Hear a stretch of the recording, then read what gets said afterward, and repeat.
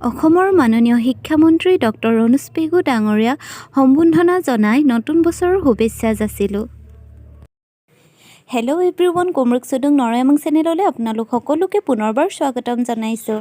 আজি হঠাতে আহিলোঁ অডিটৰিয়ামলৈ, ধেমাজি অডিটৰিয়ামলৈ। নাট সমাৰোহ আছে ৰাষ্ট্ৰীয় পৰ্যায়ৰ। অসম চৰকাৰৰ মাননীয় শিক্ষামন্ত্ৰী তথা স্থানীয় বিধায়ক ডক্টৰ ৰণোজ পেগু ডাঙৰীয়াৰ তৎপৰতা তথা পৃষ্ঠপোষকতাত ৰাষ্ট্ৰীয় পৰ্যায়ৰ নাট সমাৰোহ ধেমাজিৰ বিগত বৰ্ষতে আৰম্ভ হৈছে। তেখেতক সম্বৰ্ধনা জনাবলৈ অনুৰোধ ৰাখিছোঁ স্থায়ী সমিতিৰ সভাপতি বুদ্ধিন্দৰ বৰুৱাদেৱক আৰু কাৰ্যকৰী সভাপতি ভৱেশ দিহিঙীয়া ছাৰক। পৰম জ্যোতি দীপ জ্যোতি জনাৰ্দন দীপ হৰতুমে পাপম দীপ জ্যোতি নমস্তুতে শুভ কৰতু কল্যাণম। পৰা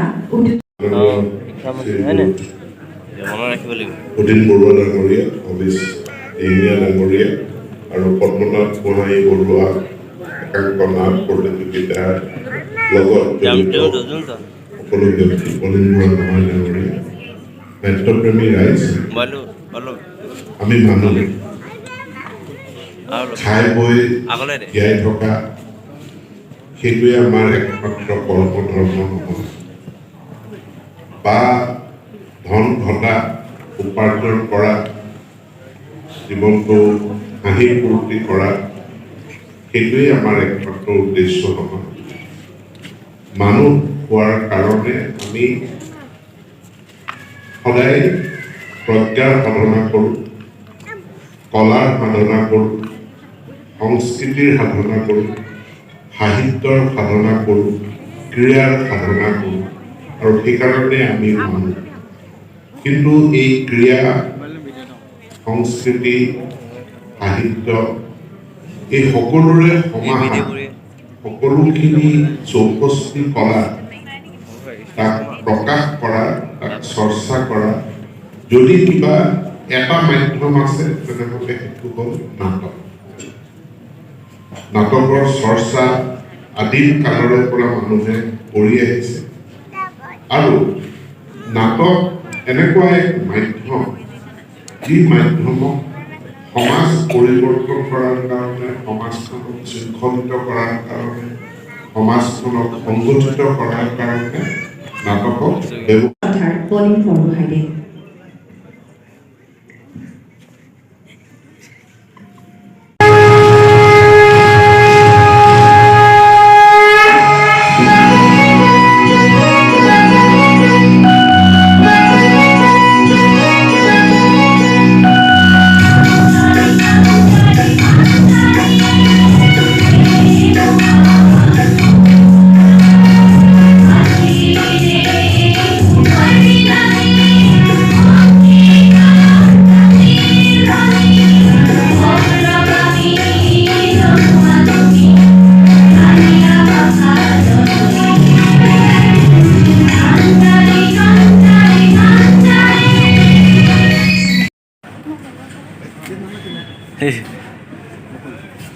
চাই ক'লো কাঢ়িছোঁ দলো দৰকাৰ এতিয়া কিবা আকৌ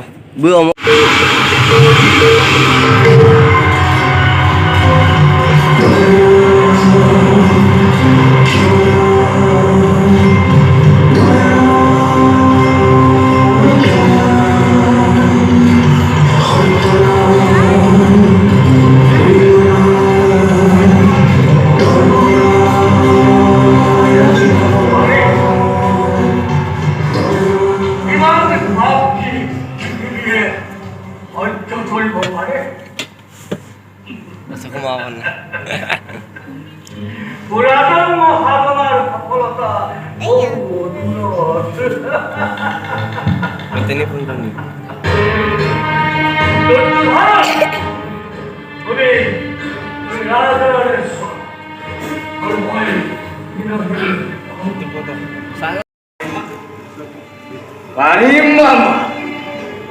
এদিনৰ ভিতৰতে পাণ্ডৱক নিক্ষেপ কৰি কৌৰৱৰ জয় ধ্বংস হোৱাব পাৰোঁ।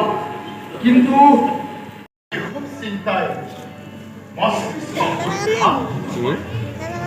মনত না থকা একো কাম নাই তেন্তে কুৰুক্ষেত্ৰৰ ৰণৰ ইয়াতে সামৰণি পৰক